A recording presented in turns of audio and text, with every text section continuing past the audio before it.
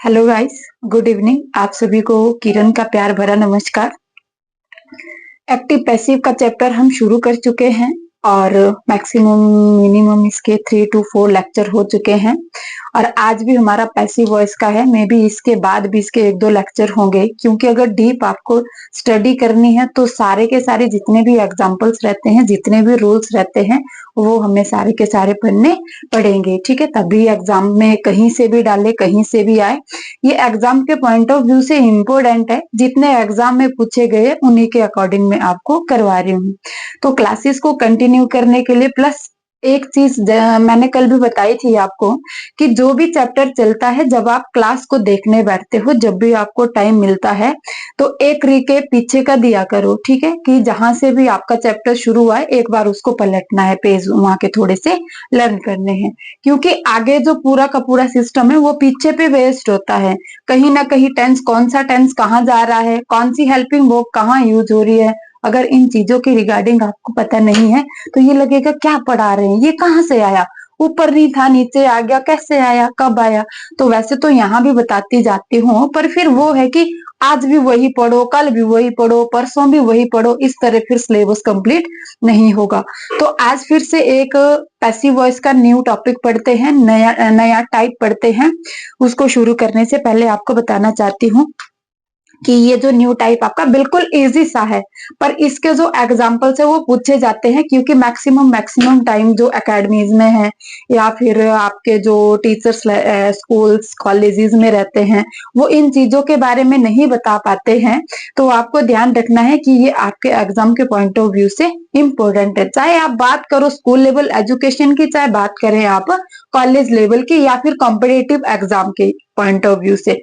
आपको पता है कि इंग्लिश ग्रामर का सेक्शन 5th से स्टार्ट होके, और आप कितना ही क्यों ना पढ़ो, वो खत्म नहीं होता है। आपका कॉम्पिटेटिव एग्जाम्स में भी आता है, सेकेंडरी एजुकेशन मिडिल में आता है, ग्रेजुएशन में आता है। ठीक है, तो ग्रामर जो है वो आपके साथ साथ चलता रहेगा। तो आपको ध्यान रखना है कि इंग्लिश ग्रामर का जो सेक्शन है वो आपके लाइफ के लिए बड़ा इंपॉर्टेंट है। ठीक है, चलो शुरू करते हैं। आज मैं आपको एक नया टाइप बताती हूँ। उस नए टाइप में एक्टिव वॉइस बनाने के लिए जो रूल रहता है आपको याद रखना है। मैक्सिमम टाइम्स इसमें यही आता है। आपके पास दिया होगा इट इज टाइम, प्लस इसके बाद आपके पास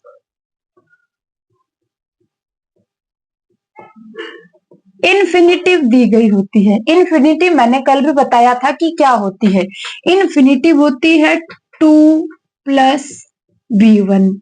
2+ वर्ब की फर्स्ट फॉर्म जहां भी दिखे उस वर्ब का नाम क्या होता है, इन्फिनिटिव होता है। और लास्ट में इसके बाद आपके पास ऑब्जेक्ट देखने को मिलेगा। क्लियर है इतना? ठीक है, ये आपका टाइप है आज का जो मैं पढ़ाने जा रही हूँ। इट इज टाइम, इन्फिनिटिव मिलेगा। इन्फिनिटिव मिलेगा तो यहाँ पे 2 होगा, 2 होगा प्लस वर्ब की फर्स्ट फॉर्म होगी, और उसके बाद लास्ट में जाके आपके पास ऑब्जेक्ट देखने को मिलेगा। ठीक है, ओके। ये आपका एक्टिव वॉइस में था। जब इसको पैसिव वॉइस में कन्वर्ट करेंगे तो ये तो सेम रहेगा आपका इट इज टाइम, प्लस इसके बाद जो आपकी है वो एक प्रेपोजिशन आ जाती है, प्रेपोजिशन फोर आ जाती है। ठीक है, उसके बाद जो आपका ऑब्जेक्ट है, ऑब्जेक्ट यहाँ आके क्या बन जाता है, सब्जेक्ट बन जाता है। यहाँ पे जब आएगा ऑब्जेक्ट वो आके सब्जेक्ट बन जाता है। ठीक है, उसके बाद आपको पता है कि जो इन्फिनिटिव होती है 2+V1 होता है, चाहे आपकी यहाँ है चाहे कहीं अदर सेंटेंस में दी गई है, वो कन्वर्ट हो जाती है। किसमें कन्वर्ट हो जाती है, 2+B में। तो मैं यहाँ पे डायरेक्ट 2B लिख रही हूँ, 2+B में। और आगे यहाँ पे जो वर्ब की फर्स्ट फॉर्म ये आपकी है, ये आगे जाके वर्ब की थर्ड फॉर्म हो जाती है, V थर्ड हो जाती है। ठीक है, ये है नेक्स्ट टाइप हमारा। इसके एग्जाम्पल्स को करेंगे। जैसे मान लीजिए फर्स्ट एग्जाम्पल आपके पास है, it is time to, it is time to prepare for the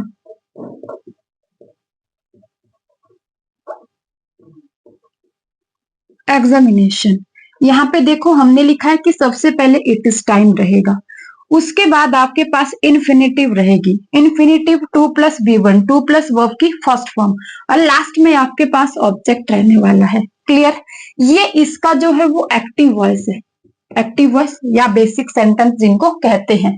जब इसको पैसिव वॉइस में चेंज कर देंगे तो आपको पता है कि ये वाला सेक्शन एज इट इज नीचे आ जाता है। कैसे लिखेंगे?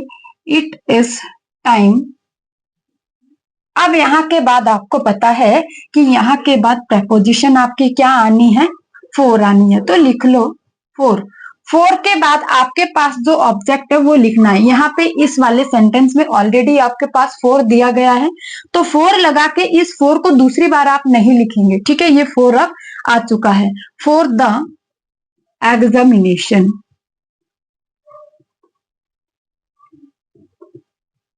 ये आपका यहाँ पे आके सब्जेक्ट खत्म हो गया।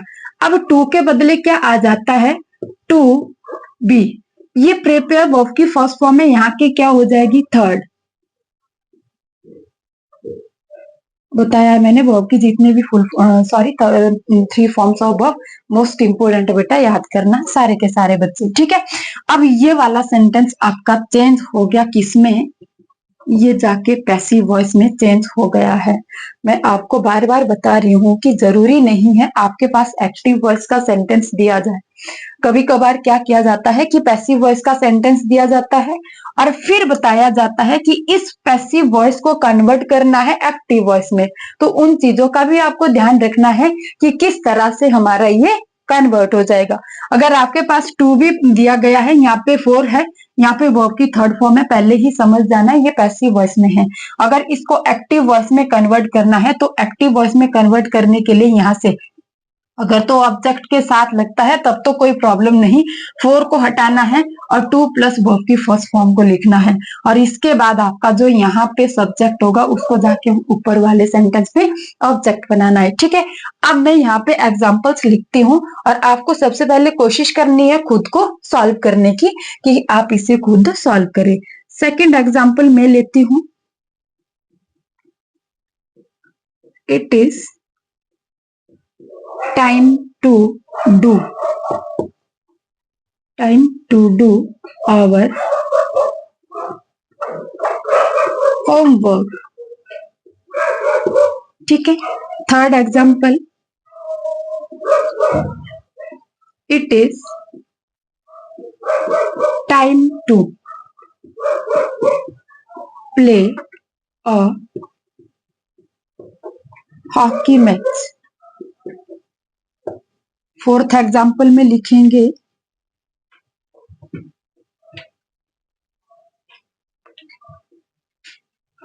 It is now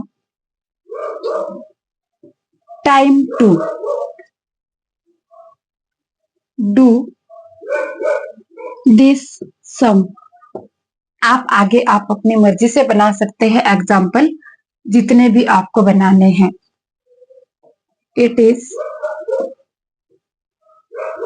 time to wash our clothes. ये देखो आपके पास एग्जाम्पल है। इन एग्जाम्पल्स का एक स्क्रीनशॉट लेके सबसे पहले खुद सॉल्व करने की कोशिश करें।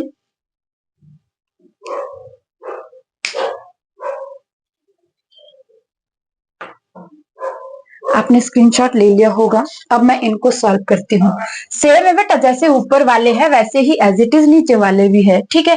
देख यहाँ पे देखो इट इज टाइम यहाँ पे भी है, टू प्लस वर्ब की फर्स्ट फॉर्म इनफिनिट यहाँ पे भी दिया गया है, आगे आपके पास ऑब्जेक्ट दिया गया, तो लिखो इनको एज इट इज, तो लिखना इजी क्या है, इजी है बिल्कुल। इट इज टाइम बताया था, इसके बाद प्रपोजिशन आती, जरूरी नहीं अब रूल को देखना, अब आपको याद होनी चाहिए। टाइम फोर, उसके बाद ऑब्जेक्ट लिखना है फोर आवर होमवर्क। अब टू है ना, टू के बदले टू भी लगाते हम, टू बी, डू की थर्ड फॉर्म सभी को पता है डन हो जाती है। ये है इसका आंसर।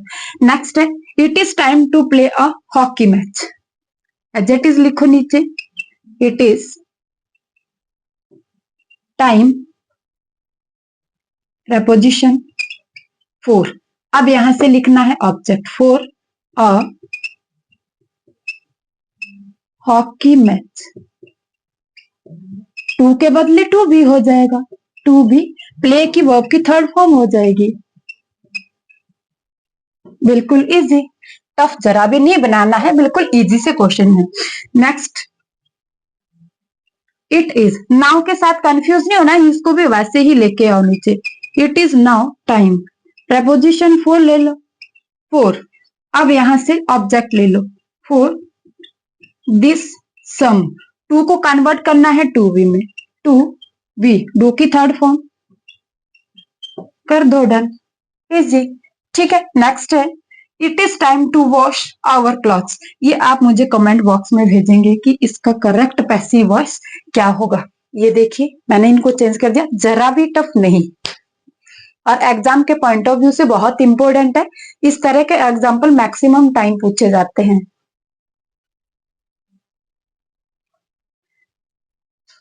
अब इनको रफ करते हैं और हम नेक्स्ट टाइप करते हैं। नेक्स्ट टाइप, ये कुछ छोटे छोटे एग्जाम्पल्स होते हैं जिनके बारे में हमें पता नहीं होता, जरूरी होते करने। आपके पास ऐसे वाला कोई भी एग्जाम्पल आ जाए ना, आपने थोड़ी सी प्रैक्टिस कर ली है, तो क्या है कि आप इनको आराम से कर सकते हैं। फोर आपके पास ऑप्शन होने हैं, वहां से कौन सा ऑप्शन सही होगा आपको पता है। टू है, टू भी हो जाएगा, उसका वर्ब की थर्ड फॉर्म हो जाएगी। जहां पे इट इज टाइम है वहां पे प्रपोजिशन फोर लगनी है। आप आराम से कर सकते, कब, जब आपने एक आधी बारी तो देखा हो, जब तो दूर दूर तक पता ही ना हो कि टू प्लस बी वन जहां पे आता है वहां पे आगे जाके टू प्लस बी लगता है, तो तब आप कैसे करेंगे, तब तो कोई सॉल्यूशन नहीं है।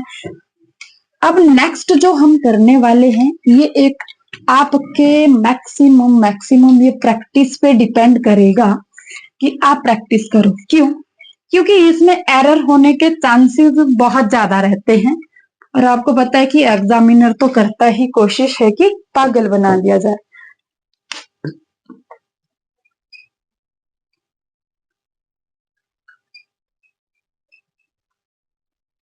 नेक्स्ट जो आपका चैप्टर रहना है, इंटेरोगेटिव सेंटेंसेस।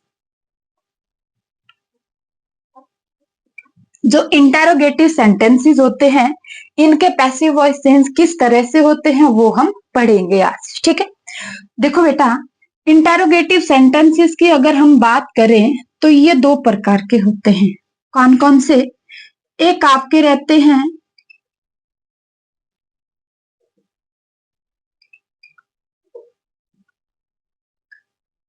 हेल्पिंग वर्ब के साथ बनने वाले इंटेरोगेटिव सेंटेंसेस। दूसरे आपके पास होते हैं WH word family interrogative sentences. Interrogative question दो तरीके से पूछे जाते हैं। कौन से? एक आपका हेल्पिंग वर्ब से शुरू होता है और एक आपका WH फैमिली से शुरू होता है। अब WH फैमिली और हेल्पिंग वर्ब, क्या इनको दो डिफरेंट साइज में बांटना जरूरी था? तो हाँ जी, बांटना जरूरी था। हेल्पिंग वर्ब वाला कहाँ यूज होगा? तो हम बताएंगे कि जहां पे हमारा क्वेश्चन दो फॉर्म में पूछा जा रहा है। कौन सी दो फॉर्म में? जहां पे आपका आंसर या तो यस होगा या नो होगा, वहां पे क्वेश्चन भी आप किस टाइप का करेंगे? जो हेल्पिंग वर्ब से शुरू होता है। ठीक है, जहां पे आंसर आपका एक पूरे सेंटेंस में जाता है,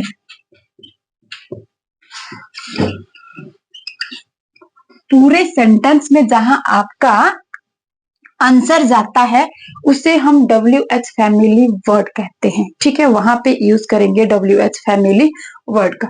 अब यहाँ पे एक एक एग्जांपल ले लेते हैं, एक्टिव पैसिव उसके बाद करेंगे, थोड़ा सा जान लेते हैं। ठीक है, किस तरह से। अब जैसे मान लीजिए मैं बोलती हूं it's she,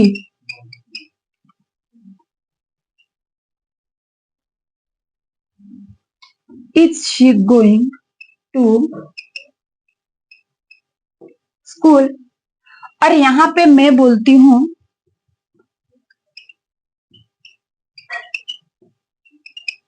what are you doing nowadays. Clear है? अब अगर मैं बताऊं is she going to school, कि क्या वो स्कूल गई है, तो आपकी ओर से आंसर होगा या तो आप यस बोलेंगे या नो बोलेंगे। यस बोलेंगे तो मैं समझ गई कि चली गई है, अगर नो बोलेंगे तो मैं समझ जाती हूँ कि नहीं गई। ठीक है, दूसरी साइड इसका जो आंसर है वो यस और नो में आना है और आंसर आपका खत्म। ठीक है, यहाँ पे what are you doing nowadays, मैं बोलती हूँ आजकल आप क्या कर रहे हैं, तो आप ऐसे नहीं बोल सकते यस नो, ये तो कोई क्वेश्चन इसका आंसर नहीं हुआ। अगर आपको इसका आंसर देना है तो आप क्या बोलेंगे, या तो बोलेंगे नथिंग मच मोर, कि यार इतना ज्यादा भी कुछ नहीं कर रहे हैं, या जो आप कर रहे हैं, जैसे आप बोलेंगे कि we are studying nowadays for our examination, तो ये भी आपको एक कंप्लीट सेंटेंस में देना पड़ेगा। इसका जो आंसर है वो आप यस और नो की फॉर्म में नहीं दे सकते हैं।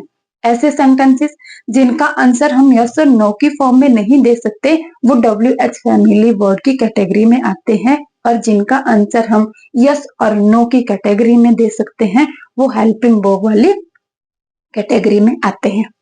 अब मैं आपको फिर से यहाँ पे बताना चाहती हूँ कि जिसको तो पूरा चार्ट याद है, कौन से वाला, टेंस का और प्रोनाउन का चार्ट, वो यहाँ पे कंफ्यूज जरा भी नहीं होंगे। और जिनको बेटा नहीं पता है, फिर से बता रही हूँ कि आप जो है वो एक्टिव और पैसिव का लेक्चर नंबर 1 देख लेना, वहां पे सबसे पहले मैंने टेंस का चार्ट बनाया है, किस तरह से ये आगे अपनी हेल्पिंग वर्ब को छोड़ के दूसरों की हेल्पिंग वर्ब लेते हैं, वो आपको ध्यान रखना है। दूसरी बात, यहाँ पे जब भी आप एक्टिव वॉइस से पैसिव वॉइस बनाएंगे तो एक्टिव वॉइस की हेल्पिंग वर्ब जरा भी पैसिव वॉइस में नहीं जाती है, वहां पे चेंज हो जाती है। और अगर जाती भी है तो इसका भी ध्यान रखें कि हो सकता है आपका ऑब्जेक्ट सिंगुलर हो। आपको पता है कि पैसिव वॉइस में ऑब्जेक्ट सब्जेक्ट बनता है, अगर ऑब्जेक्ट सब्जेक्ट बनता है तो आपको मेनली ध्यान रखना है कि आपका जो सब्जेक्ट बन रहा है क्या वो सिंगुलर है या प्लूरल है।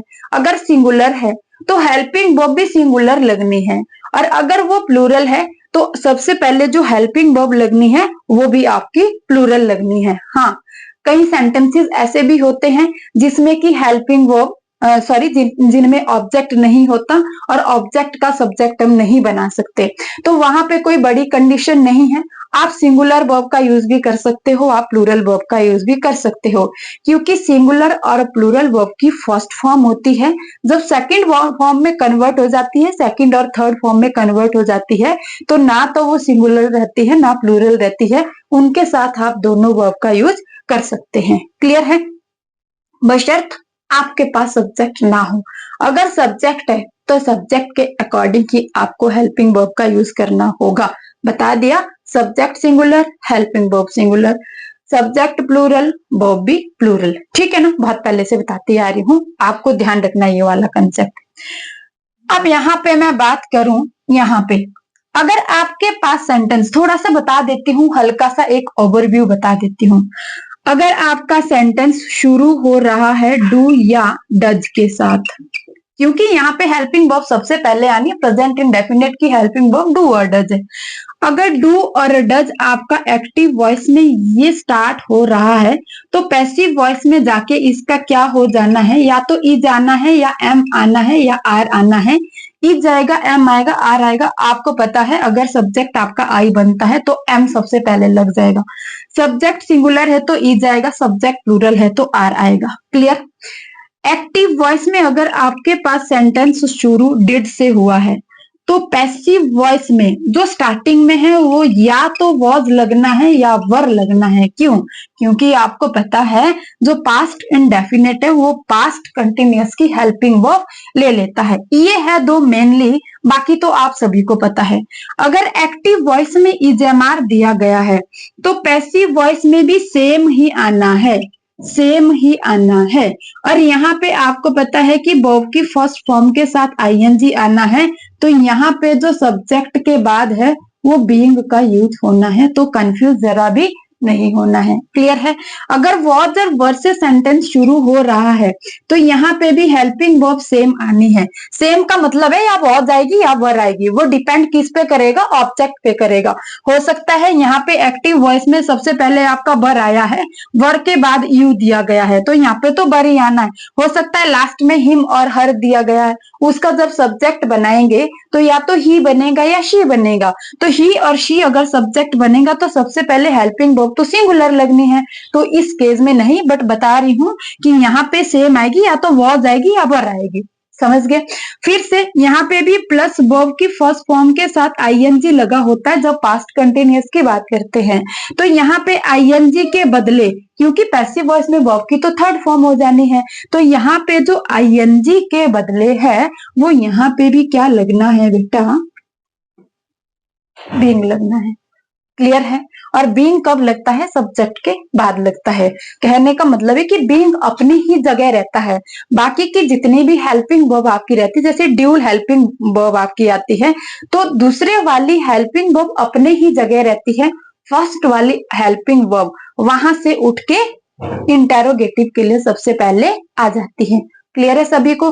बिल शैल आपका आएगा, उसके साथ बी लगता है जो पैसिव वॉइस में कन्वर्ट हो जाते हैं।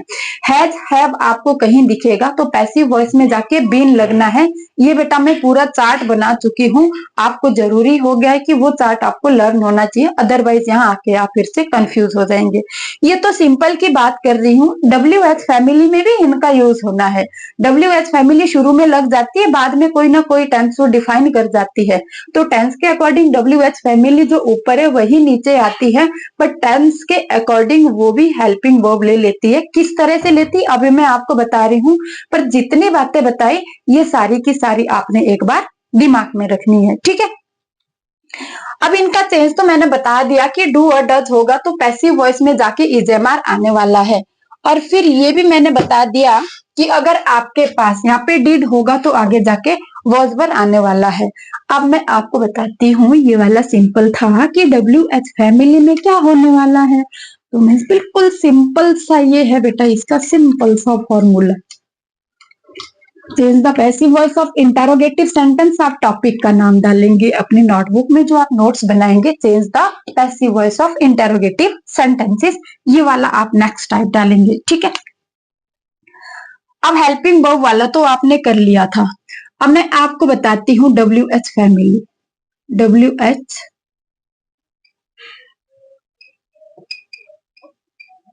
Family words, W H family words. W H का क्या मतलब होता है, जो बेटा डब्ल्यू एच से स्टार्ट होते हैं। जैसे आपके पास भाई हो गया, बट हो गया, बेयर है, और भाई है, भाई लिख दिया, भाई तो लिख दिया, भेज, होज, नेक्स्ट आपके पास रहता है हु। अब आपको ध्यान रखना है, अगर बेटा कोई छूट गया हो, हाउ छूटा है, हाउ, अगर फिर से कोई रह गया हो तो उसको चूज करने की कोशिश करें। ठीक है।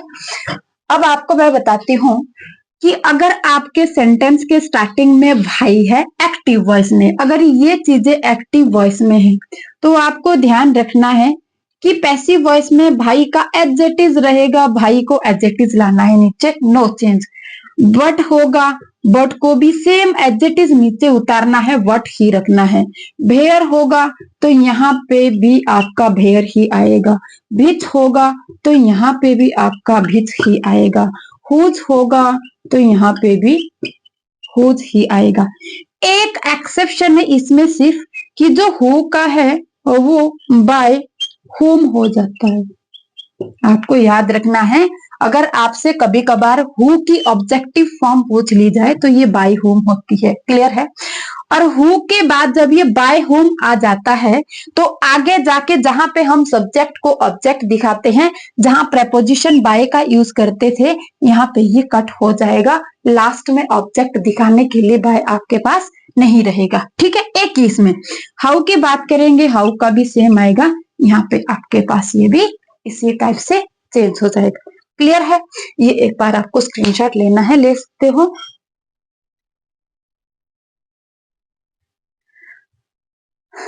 अब इसके बाद बिल्कुल ध्यान से सुनना है, बिल्कुल आराम से आपको एग्जाम्पल डिफाइन करने हैं। भागने वाला नहीं, मैंने सबसे पहले किया, वो पहले हो जाता है कब, जब आप थोड़ी सी पहले प्रैक्टिस करें। सुना है ना, practice make perfect a man. ठीक है, तो ध्यान रखना है कि जितनी प्रैक्टिस करेंगे उसके अकॉर्डिंग आपकी स्पीड भी बढ़ती जाती है। अगर स्टार्टिंग में स्पीड बढ़ाने लगे ना तो बढ़गी फिर स्पीड। घर आके आंसर की देखेंगे, वहां पे एग्जाम में देखेंगे कि मैंने तो सही किया है सारा। घर आके जब आंसर की देखेंगे तो वहां पे पता चलेगा ये भी गलत हुआ, कैसे हुआ, क्यों हुआ। अब देखना है आपको इंटेरोगेटिव में हेल्पिंग वर्ब। सबसे पहले मैं आपको हेल्पिंग वर्ब वाले करवाती हूँ। हेल्पिंग लिखना है यहाँ पे, ठीक है। हेल्पिंग वर्ब वाले, जो हेल्पिंग वर्ब वाला एक्टिव वॉइस होगा वो कैसा होगा, उसमें बेटा सबसे पहले आपके पास कोई ना कोई हेल्पिंग वर्ब दी गई होगी। कौन सी, या तो डू होगी, या डज होगी, या डिड होगी, या इजमार होगी, या बिल शेल होगा, या वॉज वर होगा, या आपके पास हैज हैव होगा। क्लियर है, इतनी सी आपके पास हेल्पिंग वर्ब रहेगी। हेल्पिंग वर्ब के बाद आपके पास सब्जेक्ट आ जाएगा और इसके बाद वर्ब। अब वर्ब आपकी अलग अलग हो सकती है, फोर्थ फॉर्म भी, सेकंड फॉर्म भी, फर्स्ट फॉर्म भी। अब जो भी आपकी आएगी यहाँ पे वो टेंस के अकॉर्डिंग आती है, जैसे भी यूज करनी होगी। ठीक है, हेल्पिंग वर्ब, उसके बाद आपके पास रहेगा ऑब्जेक्ट। हेल्पिंग वर्ब होगी, सब्जेक्ट होगी, प्लस वर्ब होगी, उसके बाद ऑब्जेक्ट, और लास्ट में बोलना नहीं है, साइन ऑफ इंटरोगेशन लगता है कहाँ पे, इंटरोगेटिव सेंटेंसेस में। जब इसको हम पैसिव वॉइस में कन्वर्ट करेंगे, जब हम इसको पैसिव वॉइस में कन्वर्ट करेंगे तो आपको चीज जो देखनी है, क्या देखनी है, सबसे पहले आपको ऑब्जेक्ट देखना है। ऑब्जेक्ट देखने के बाद ये डिफाइन करना है कि ऑब्जेक्ट सिंगुलर है कि प्लूरल है। अगर ऑब्जेक्ट सिंगुलर है तो यहाँ पे सबसे पहले जो आपकी यूज होनी है हेल्पिंग वर्ब, वो आपकी सिंगुलर होगी। अगर ऑब्जेक्ट सिंगुलर है तो हेल्पिंग वर्ब सिंगुलर होगी। इसको नहीं देखना है, यहाँ पे बता दिया, इसको नहीं देखना, ये प्लूरल भी हो सकती है, सिंगुलर भी हो सकती है। ये तो सब्जेक्ट के अकॉर्डिंग यूज हुई है, आपको ऑब्जेक्ट के अकॉर्डिंग यूज करनी है। अगर ये पता नहीं लग रहा है आपको तो क्या करो कि जब पैसिव वॉइस बनाना है सबसे पहले ऑब्जेक्ट का सब्जेक्ट बना दो। सब्जेक्ट बना दिया, उसके पहले उसके बाद में इसको यूज करो हेल्पिंग वर्ब को। सब्जेक्ट सिंगुलर है तो हेल्पिंग वर्ब सिंगुलर करो, सब्जेक्ट प्लूरल है तो हेल्पिंग वर्ब भी प्लूरल यूज करो। प्लस अब इसके बाद आपके पास सेंटेंस के टेंस के अकॉर्डिंग जो भी आपके पास लिखा गया है बेटा, यहाँ पे अलग अलग रहेंगे।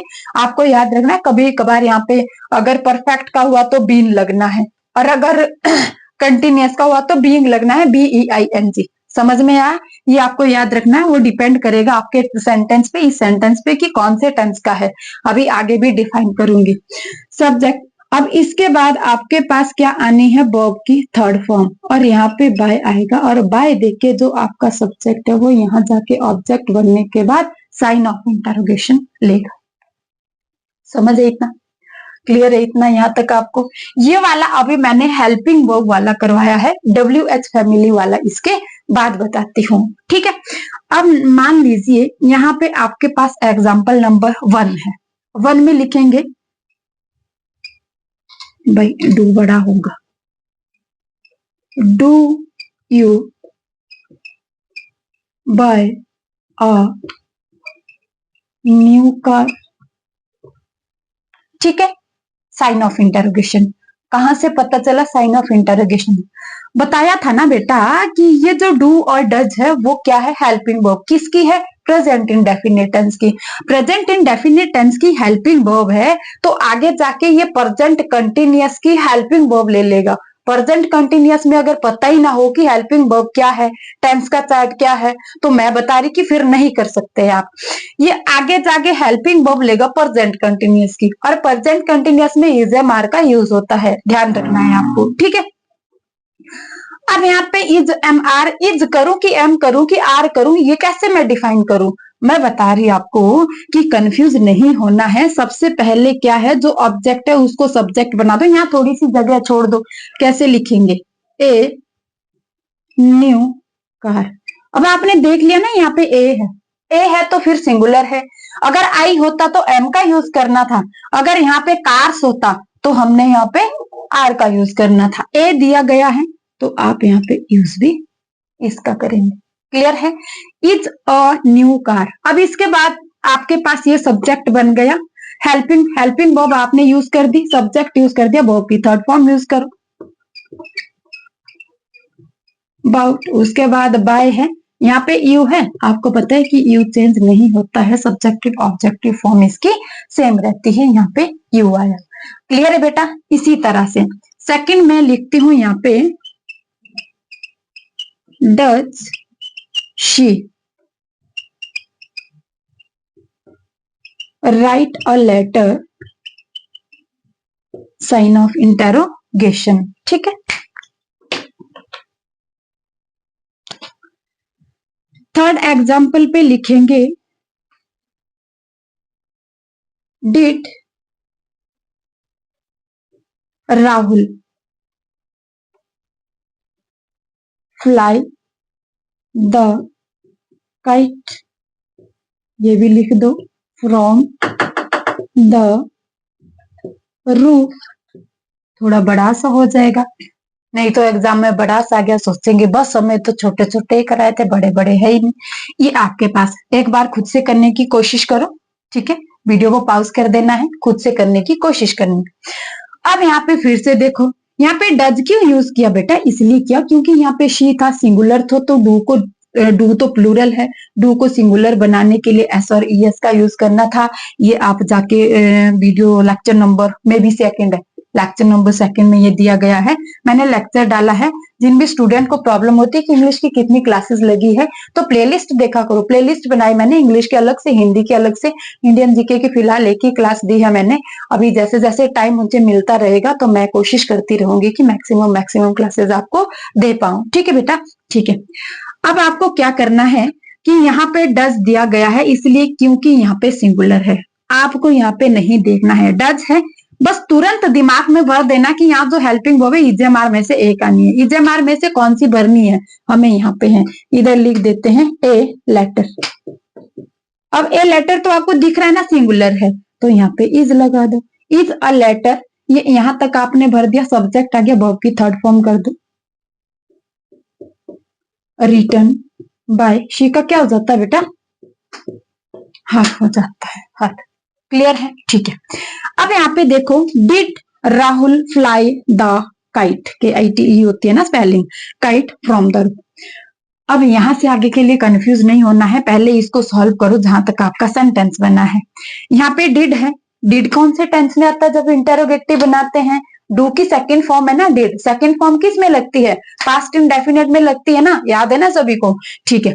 अब आपको क्या देखना है यहाँ पे कि ये जो डिड है ये तो सेम रहता है, सेकंड फॉर्म है, चाहे यहाँ पे सिंगुलर होगा चाहे प्लूरल होगा, यहाँ पे डिड ही रहेगा। क्लियर है? पर यहां से आगे जो कन्वर्ट होना है, पास्ट कंटिन्यूअस की हेल्पिंग वर्ब लेनी है, वहां पे सिंगुलर और प्लूरल दोनों टाइप की वर्ब है, सिंगुलर भी है प्लूरल है, सिंगुलर वॉज है, प्लूरल आपकी वर है, ध्यान रखना है। अब आपको क्या करना है कि यहां से आप इसे देखो, इसको सब्जेक्ट बना दो, द काइट। ये काइट सिंगुलर है ना बेटा, काइट्स तो मैंने नहीं लिखा है ना, तो काइट है। अगर काइट सिंगुलर है तो ये तो आपको पता ही है, आप अच्छे स्टूडेंट हो, कि वॉज यहाँ पे आना है, वॉज और वर में से एक चीज आनी है, प्लूरल है नहीं सिंगुलर है तो वॉज आना है। ठीक है? Was the kite flown, fly, flew, flown. Clear है? ये आपकी सारी फॉर्म आपको याद होनी चाहिए। Was the kite flown by Rahul, लिख लो इसको एडजेक्टिव, ये तो बेचारा शरीफ होता है, अपनी जगह पर ही यूज होता है। समझ आया? इतना क्लियर है सभी को? ठीक है। अब कुछ एक एग्जाम्पल मैं क्या करती हूँ कि यहाँ से रूल को भी वॉश कर दूंगी और यहाँ से एग्जाम्पल भी दे दूंगी। वर्ड थोड़ा सा छोटा है, माफी चाहेंगे। ठीक है? तो मैं यहाँ से रफ कर देती हूँ, आपको सबसे पहले करना है, मैं पहले बोर्ड पे लिख दूंगी, उसके बाद मैं उनको डिफाइन करूंगी, एक आधा आपके लिए भी छोड़ सकती हूँ। ठीक है? आपको ध्यान रखना है। तो सबसे पहले मैं इसको रफ करती हूँ। अब आपको ये वाली चीज याद रखनी है, अगर नहीं रहती तो आप फिलहाल के लिए नोटबुक में लिख दो, और उसके बाद जो आपको है वो बेटा लर्न करने वाली चीजें फिर लर्न रहनी चाहिए। ऐसा नहीं है कि आज भी कल भी यही लर्न करनी पड़े, तब प्रॉब्लम हो जाएगी, कितना लर्न करोगे। जो एक बार लर्न कर लिया, देख लिया, वो दिमाग में डायरेक्ट सेव कर देना है। ठीक है, फिजिकली मेंटली दोनों एक ही जगह पे रहना है। क्लियर है। अब मैं आपको एग्जाम्पल डालती हूं।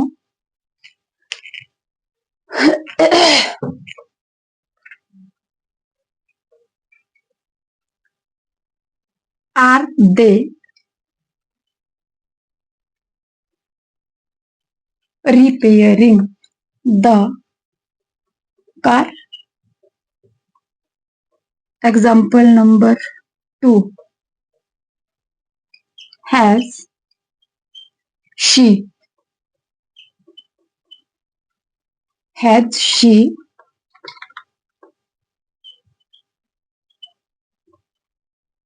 bought some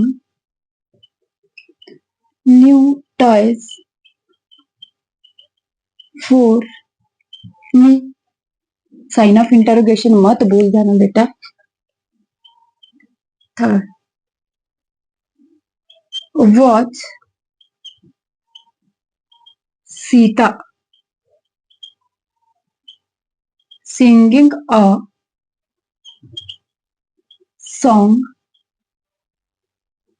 in the school? Fourth example, have they bought a new house in the city?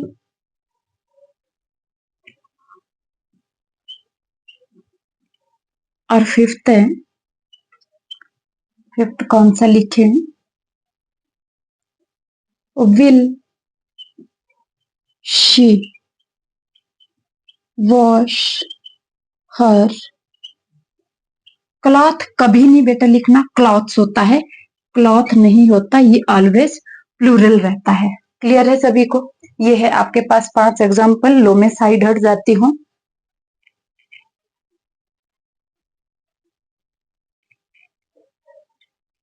अब करते हैं कोशिश इनको सॉल्व करने की। अब सबसे पहले इस सेंटेंस की बात करेंगे। Are they repairing car? ऐसा कौन सा सेंटेंस है जिसमें इजेमार आता है, वर्ब की फर्स्ट फॉर्म के साथ आईएनजी लगता है? पता है ना सभी को। मुझे इस सेंटेंस का नाम लिख के भेजेंगे कल कमेंट बॉक्स में। ठीक है, मैं इसको डायरेक्ट क्या कर देती हूँ, ट्रांसफर कर देती हूँ। एक नीचे भी है, नीचे वाले का फिर बता दूंगी। ठीक है, चलो इसका मैं बता देती हूँ, नीचे वाले को फिर छोड़ दूंगी, एक आधा छोड़ दूंगी। आर दे रिपेयरिंग, इजेमार होगा, वर्ब की फर्स्ट फॉर्म के साथ आईएनजी होगा। आपको पता है प्रेजेंट कंटिन्यूअस टेंस होगा। प्रेजेंट कंटिन्यूअस टेंस को जब हम पैसिव वॉइस में कन्वर्ट करते हैं तो आपको पता है ना कि आईएनजी के बदले हम कोई फॉर्म ले लेते हैं। कौन सी? बीइंग वाली फॉर्म ले लेते हैं। और याद रखना है कि बीइंग वाली फॉर्म सब्जेक्ट के तुरंत बाद आने वाली है। ठीक है, कैसे? अब यहाँ पे भी पता नहीं है हमें कि आर लगेगा, ये तो बता दिया था कि अगर इधर इजेमार होगा तो नीचे भी वही लगना है, पर ये नहीं है पता कि इज लगेगा, एम लगेगा, आर लगेगा। उसको थोड़ा सा डिफाइन करना पड़ेगा। नहीं डिफाइन करना है, ऑब्जेक्ट देखो यहाँ पे, इसको लिख दो दा कार। अब इसको देख लो, ये दाकार सिंगुलर है कि प्लूरल है? सिंगुलर है जी, सिंगुलर है तो इज लगा दो।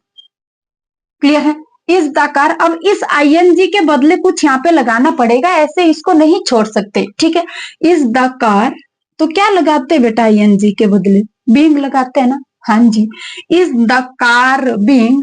अब वर्ब की थर्ड फॉर्म कर दो, रिपेयर्ड बाय। दे का क्या हो जाता है? देम हो जाता है। सॉरी, साइन ऑफ इंटरोगेशन मत भूलना। क्लियर है बेटा? ठीक है, अब दूसरा देखो, has she bought some new toys. ये जो 4 वाला है ये लास्ट में जाके इसको एडजस्ट कर देंगे, आप टेंशन मत लेना। ठीक है, अब यहाँ पे हैज आया। अब याद आएगा, हमें सोचना पड़ेगा कि हैज है वो वाले सेंटेंस कौन से इसके होते हैं। तो सोच लिया हमने, हैज है प्लस वर्ब की थर्ड फॉर्म किस में आती है? प्रेजेंट परफेक्ट में आती है। और प्रेजेंट परफेक्ट वाला जब सॉल्व करेंगे तो आपको ध्यान रखना है कि यहाँ पे बीन भी लेना पड़ेगा। क्लियर है? तो आपको ध्यान रखना है, यहां से लेंगे यहाँ पे सम न्यू टॉयज। लिखो इसको, सम न्यू टॉयज। टॉयज बेटा प्लूरल है ना, बाकी तो पता नहीं रहा, पर टॉयज तो प्लूरल है, ठीक है। अगर टॉयज प्लूरल है तो यहाँ से हैज हैव कुछ आना है। अगर हैज हैव आना है तो हैज और हैव में से हम हैव को चूज करेंगे, क्योंकि हैज सिंगुलर है और हैव प्लूरल है, तो हैव आएगा क्योंकि सब्जेक्ट हमारा प्लूरल है। हैव सम न्यू टॉयज, मैंने बताया आगे कन्वर्ट करना है इसको, सॉरी प्रेजेंट परफेक्ट कंटिन्यूअस का कुछ लेगा, कुछ क्या लेगा, बीन, बताए, ठीक है। Have some new toys been, यहाँ पे थर्ड फॉर्म तो है ही। बाउट बाय, शी का क्या हो जाएगा, हर। और ये वाला जो है इसको मैं थोड़ा सा यहाँ करके लिख देती हूँ, four sine of interrogation. Clear है सभी को, समझ आ रहा है। नेक्स्ट, वो Sita singing a song in the school. अब यहाँ पे ये खत्म हो जाता है, इसको लास्ट में देखेंगे। यहाँ पे देखो ये वाला लिखेंगे ए सॉन्ग। अब याद नहीं रहा कि यहाँ क्या भरे। जब यहाँ पे वॉजर वर होगा तो नीचे भी वॉजर वर आना है, इतना सुन लिया है। आईएनजी अगर यहाँ पे है तो आईएनजी के बदले यहाँ पे कुछ लगाना है। ए सॉन्ग सिंगुलर है तो वॉज ही क्यों ना यूज किया जाए, वॉज अ सॉन्ग आईएनजी के बदले लगा दो, बीइंग। अब सिंगिंग है ना, सिंग सैंग संग, क्लियर है। Third form sung by, Sita को हर मत लिख देना, सीता का सीता ही आएगा। सीता इन द, ये बेटा यहाँ पे आपका स्कूल है और लास्ट में साइन ऑफ इंटरोगेशन। इतना क्लियर है, समझ आ रहा है सभी को, ठीक है। अब देखो किसी भी सेंटेंस के रिगार्डिंग किसी को कोई प्रॉब्लम रहती है, वैसे तो मेरे से भी गलती हो सकती है, हाथ से लिख रही हूँ, स्मार्ट बोर्ड हुआ तो उसमें पीपीटी बना दी और चलते रहे, ठीक है। बट नहीं, यहाँ पे सभी की परीक्षा है, यहाँ पे मेरे से भी गलती हो सकती है, लिखते लिखते हो जाती है अरे परे गलती। तो जहां पे गलती हुई स्टूडेंट उसको पकड़ लेंगे और मुझे बताना है कि वहां पे एरर है, मैं देखूंगी और फिर बता दूंगी मैसेज के थ्रू ही कि यहाँ पे एरर हुई है, यहाँ पे ऐसे नहीं वैसे आएगा, ठीक है, ठीक है।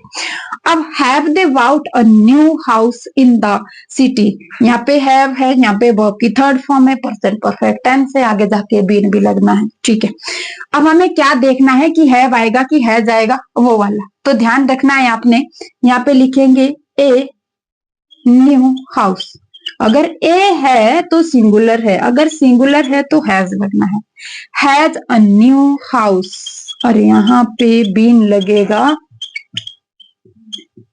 बाउट बाय, दे है ना, दे का देम, और यहाँ पे लास्ट वाला इन द सिटी है ना, बेटा आपको लिख देना है ये इस तरह से, ये आपका चेंज हो गया। नेक्स्ट है will she wash her clothes. अब भाई विल शेल वाला आ गया, विल शेल है, इधर वर्ब की फर्स्ट फॉर्म में फ्यूचर इंडेफिनिट टेंस है, हमें पता है। अगर पता है तो फ्यूचर कंटिन्यूअस में जाएगा और कंटिन्यूअस का बी ले लेगा, समझ आया ना आप सभी को। तो यहाँ पे क्या आएगा, सबसे पहले तो ये लिखेंगे हर क्लॉथ्स। बेटा यहाँ पे सिंगुलर प्लूरल का फंडा खत्म है, आई और वी होगा तो शेल यहाँ पे यूज करना है, नहीं है तो विल एडजेक्टिव आ जाएगा, ठीक है। विल हर क्लॉथ्स, अब आपको पता है कि फ्यूचर कंटिन्यूअस में बी का यूज होता है ना, तो यहाँ भी करना पड़ेगा। ये याद ना रहे तो इतना याद रखना है कि जितने भी आपके मॉडल्स है ना, उनके साथ आप किसका यूज करते हैं, बी का, बीई का करता है ना, तो ये भी मॉडल्स है, इसके साथ भी बी का यूज कर लो। अब बी के बाद वर्ब की third form washed bye she का हर, जय श्री, खत्म, एकदम काम खत्म, क्लियर है। इस तरह से देखो मैक्सिमम मैक्सिमम टेंसेस को कवर करने की मैंने कोशिश की है कि सारे कवर हो जाए।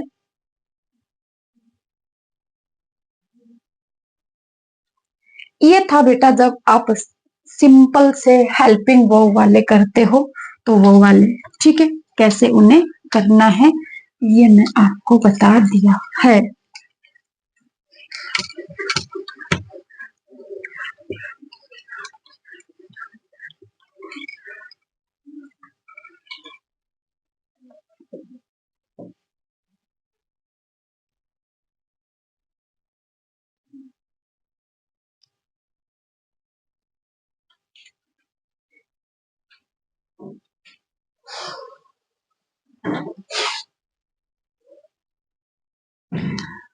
अब एक आधा एग्जाम्पल मैं आपके लिए छोड़ जाती हूँ।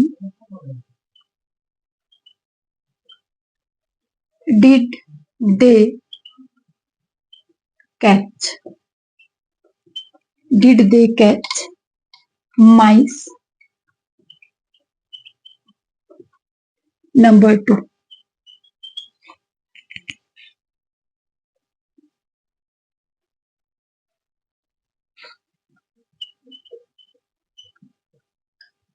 Does the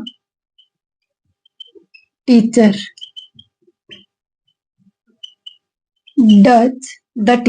explain the lesson clearly?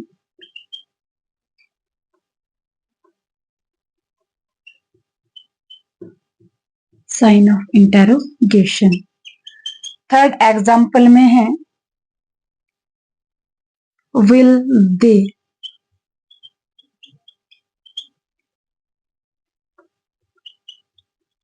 announce the winner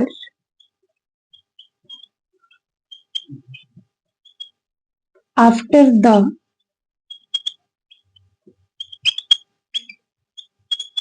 competition? काफी है, ये 3 है बेटा जो आपको करने हैं, अपनी नोटबुक में सॉल्व करने हैं और मेरे लिए हल्का सा कष्ट करके कमेंट बॉक्स में कमेंट छोड़ देने हैं। ठीक है जी, ये थी हमारी हेल्पिंग वर्ब से।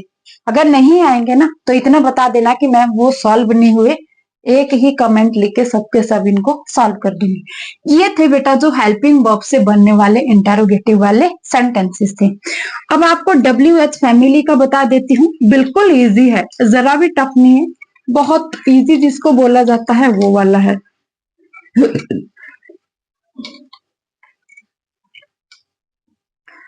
अब WH फैमिली में एक्टिव वॉइस जो होगा उसका रूल क्या होगा, तो मैंने बताया सबसे पहले आपके पास WH फैमिली वर्ड होगा। ठीक है, ये WH का मतलब है WH फैमिली वर्ड रहेगा। भाई होगा, बेयर होगा, बट होगा, विच, होज, ठीक है, ये सारे के सारे। प्लस इसके बाद आपके पास हेल्पिंग वर्ब रहेगी, प्लस इसके बाद सब्जेक्ट रहेगा। कंफ्यूज नहीं होना है, अगर कहीं पे सब्जेक्ट ना रहा तो कंफ्यूज नहीं होना है, छोड़ देना उसको, कोई बात नहीं। लास्ट में आपके पास ऑब्जेक्ट नहीं होगा बनाने के लिए, बाय के पहले ही आपका पैसिव वॉइस खत्म हो जाएगा। ठीक है, यहाँ पे घबराना नहीं है, कहीं पे होता है कहीं पे नहीं भी होता है। WH फैमिली, उसके बाद आपके पास हेल्पिंग वर्ब होगी कोई ना कोई, फिर सब्जेक्ट होगा और इसके बाद आपके पास वर्ब की फॉर्म होगी। अब कौन सी फॉर्म होगी टेंस पे डिपेंड करता है, बहुत पहले से बताते आ रही हूँ। ठीक है, प्लस इसके बाद ऑब्जेक्ट होगा और लास्ट में साइन ऑफ इंटेरोगेशन रहेगा। जब इसका आप पैसिव वॉइस कन्वर्ट करते हैं, जो यहाँ पे WH फैमिली होगी इधर भी वही आएगी, बताया है। अगर यहाँ पे हु होगा तो नीचे आपके पास बाय हुम हो जाता है, बाकी सारी की सारी ये कहाँ हो जाता है जब हु को हम चेंज कर देते हैं। बाकी जितनी भी WH फैमिली वर्ड है जो ऊपर होगा उसको एज इट इज उसी के स्थान पर नीचे रख देना, बहुत शरीफ है ये। ठीक है, याद रखना है। इसके बाद हेल्पिंग वर्ब, और हेल्पिंग वर्ब टेंस को चेंज करके आएगी कि टेंस कौन सा है ऊपर, अगर पास्ट का होगा तो नीचे बहुत बार आनी है, इस टाइप से जो टेंस ऊपर होगा नीचे उसको कन्वर्ट करके हेल्पिंग वर्ब आएगी। प्लस यहाँ पे जो ऑब्जेक्ट है इसको आप सब्जेक्ट बना देंगे, और सब्जेक्ट बनाने के बाद यहाँ पे वर्ब की कौन सी फॉर्म है नहीं मुझे पता, नीचे आके वो भी थर्ड हो जाएगी। प्लस यहाँ पे बाई का यूज करेंगे, जो सब्जेक्ट है यहाँ आके वो ऑब्जेक्ट बन जाएगा। बेटा वही चीज है जो अभी तक पढ़ते आ रहे हैं, अलग से कुछ भी नहीं है। ठीक है, अब ये आपकी फॉर्मेशन रहती है एक्टिव को पैसिव बनाने में।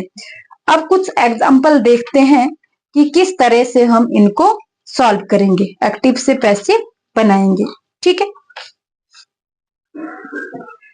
जैसे सबसे पहले एग्जाम्पल हम लेंगे, where do you play football, दिख रहा है। नंबर 2 का एग्जाम्पल हम लेंगे,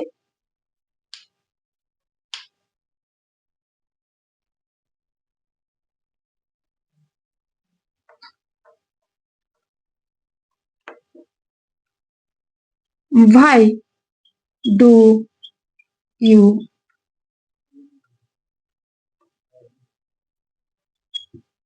डिसलाइक,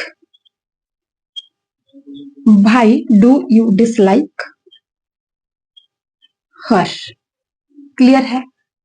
यहाँ पे भी WH फैमिली है, यहाँ पे भी है, ये भी एक्टिव वॉइस है, ये भी एक्टिव वॉइस है।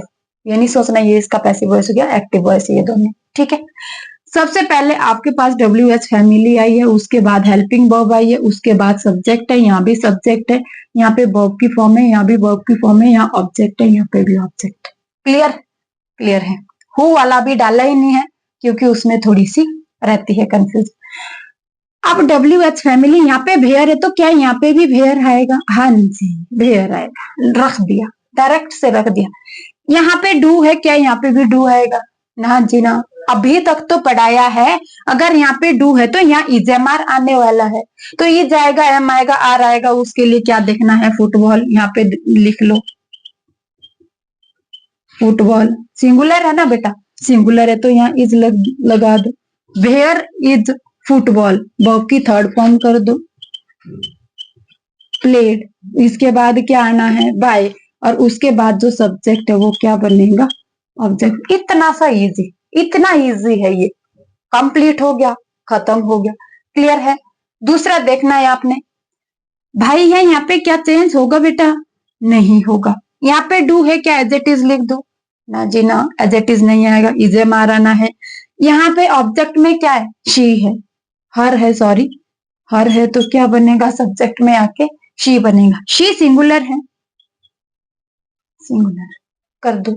ठीक है, वाई इज शी, वर्ब की थर्ड फॉर्म कर दो, डिसलाइक्ड बाय यू का सभी को पता है ना, यू ही है। Why is she disliked by you. Clear है सभी को? इस तरह से आपके पास WH फैमिली वाले वर्ड भी, सेंटेंसेस भी चेंज होने हैं। आपको एक बार देखना है तो देख लो।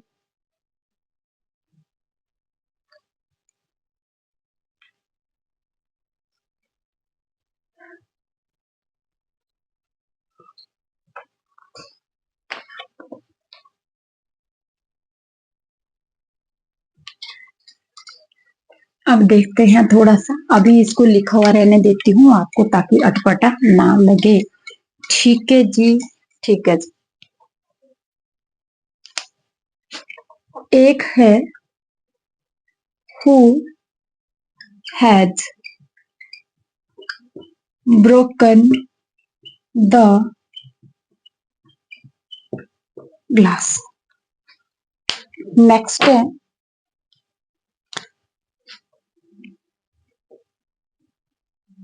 who had played the role of Hamlet। Third है who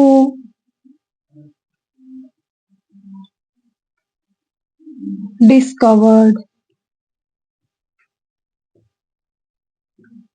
अमेरिका। हु के दिख रहे ना बेटा?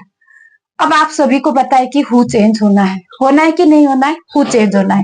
किस में चेंज होगा? कोई ज्यादा नहीं चेंज, पता नहीं कितना बड़ा चेंज होना है, बाय हुम। हो गया? हाँ जी हो गया। ये तो हो गया, पर अब टेंस भी देखना पड़ेगा कौन सा है। बाय हुम, यहाँ पे है हैज प्लस ब्रोकन, तो आपको दिख रहा है ना, अगर हैज प्लस ब्रोकन है तो ये किसका है? प्रेजेंट परफेक्ट का टेंस है। प्रेजेंट परफेक्ट का आगे जाके प्रेजेंट परफेक्ट कंटिन्यूअस से बीन लेगा, इसको ध्यान रखना है। ठीक है, बाय हुम। अब यहाँ पे क्या लिखना है? Subject. By whom the glass, लेना था ना नीचे से कुछ, बिन लेना। बाय होम द ग्लास बिन, अब इसकी ब्रोकन। अब बताओ बेटा, इसमें सब्जेक्ट था? इसमें सब्जेक्ट है ही नहीं। अगर इसमें सब्जेक्ट नहीं है तो यहाँ पे ऑब्जेक्ट भी नहीं बचा है, जिसको बाई देके हमने ऑब्जेक्ट बनाना था वो नहीं है। नहीं है तो क्लोज कर दिया ना, वर्ब की थर्ड फॉर्म पे क्लोज कर दिया, सेंटेंस कंप्लीट हो गया। ठीक है, next who had played the role of Hamlet. ठीक है, अब इसका क्या करेंगे, सेम कर दो, बाय होम, बाय होम तो लगा दिया, टेंस देखना पड़ेगा। हैड प्लस वर्ब की थर्ड फॉर्म है, अगर हैड प्लस वर्ब की थर्ड फॉर्म है तो कहीं ना कहीं बीन भी आना है। बीन आने से पहले सबसे पहले क्या देखना पड़ेगा, यहाँ पे ऑब्जेक्ट, तो ये पूरा का पूरा ऑब्जेक्ट है, इसे सब्जेक्ट बनाना है। ठीक है, बाय होम।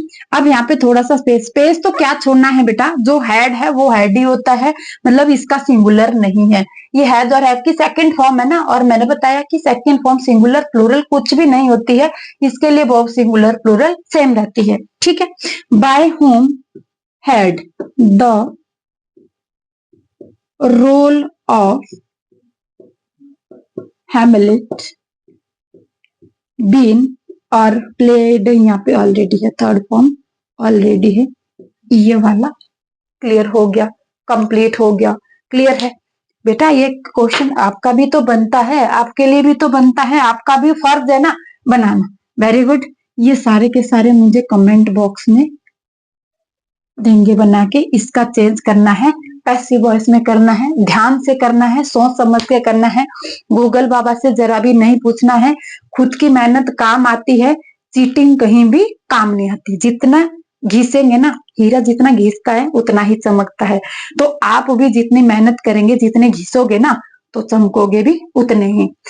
ये लेक्चर यहीं पे खत्म करते हैं। WH फैमिली होगी, इंटेरोगेटिव वाला हो गया, इट इज टाइम फॉर वो वाला भी आपका हो गया। ठीक है, इस चैप्टर के रिगार्डिंग अगर आपको कोई प्रॉब्लम रहती है तो कोशिश करना कि कल शाम तक मुझे रिप्लाई कर दे, ताकि मैं इसी क्लास में आके फिर से उसको रिपीट कर सकूं। अदरवाइज क्लास तो लगेगी नरेशन की या नाउन तक पहुंच जाएंगे, आप तब जाके इस पे रिप्लाई करो तो आगे थोड़ी सी प्रॉब्लम्स हो जाती। वैसे तो देखूंगी कमेंट बॉक्स में ही उसका रिप्लाई भी कर दूंगी, पर जितने भी लोग क्लासेस देखते हैं, कुछ एक है 3-4 बच्चे जो डेली रेगुलरली क्लास देखते हैं, तो एक बार बताना है WH फैमिली वाला आपको समझ आया कि नहीं आया। अगर नहीं आया होगा तो कल मैं इसको फिर से थोड़ा सा रिपीट कर दूंगी, 4-5 एग्जांपल्स फिर दे दूंगी। ठीक है, तो आपको ध्यान रखना है, ये वाला मैंने आपके लिए छोड़ा है, कमेंट बॉक्स में इसका जवाब आपने जरूर भेजना है। ठीक है, क्लास को बेटा यहीं पे समाप्त करते हैं। Thank you and thank you to all. Good night, sweet dreams and take care all.